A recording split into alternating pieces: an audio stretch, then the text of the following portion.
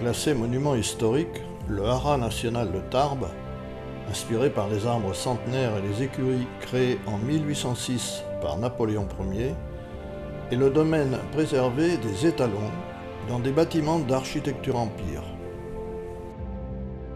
Destiné autrefois à produire des montures pour la cavalerie, le haras, aujourd'hui établissement public, est une agence spécialisée dans le développement de la filière cheval. En 1806, Napoléon Ier rétablit le haras national de Tarbes, qui, à partir du cheval tarbais, donne naissance à la race anglo-arabe. Le haras a été agrandi en 1832 et en 1901. Mais dès 1835, les haras fournissaient déjà 35% des chevaux destinés à la cavalerie légère. Aujourd'hui, le haras, lieu historique depuis 200 ans, fait désormais partie du patrimoine tarbais. Cet espace de verdure au centre-ville, de quelques 8 hectares, accueille Equestria, le festival de la création équestre. La visite commence par une ancienne écurie qui accueillait à l'époque une quarantaine de stalles et qui a été réaménagée en petit musée.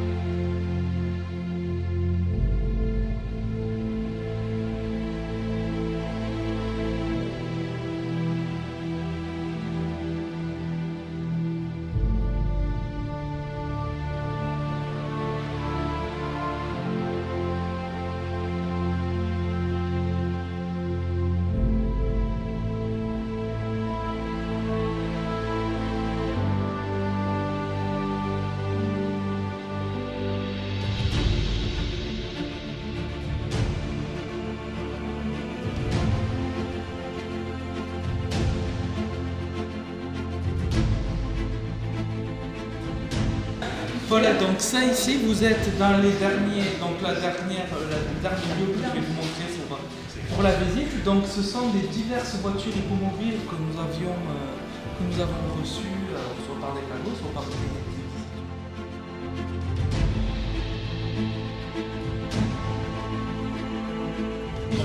l'omnibus, qui est l'ancêtre de l'autobus.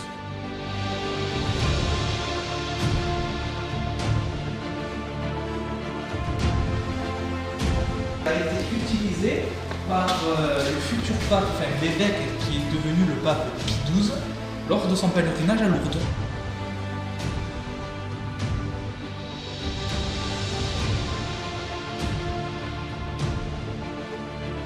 Les haras pour transporter le foin, etc. C'était une voiture de travail, voilà, authentique des haras. Vous avez ici, pourquoi on a mis du bleu de pastel? Parce qu'en fait, le bleu de pastel, la réverbération de la lumière blanche sur le bleu de pastel fait que les insectes ne viennent pas. C'est pour ça qu'on a tout peint en bleu. La vraie couleur des haras, c'est le rouge sang de bœuf.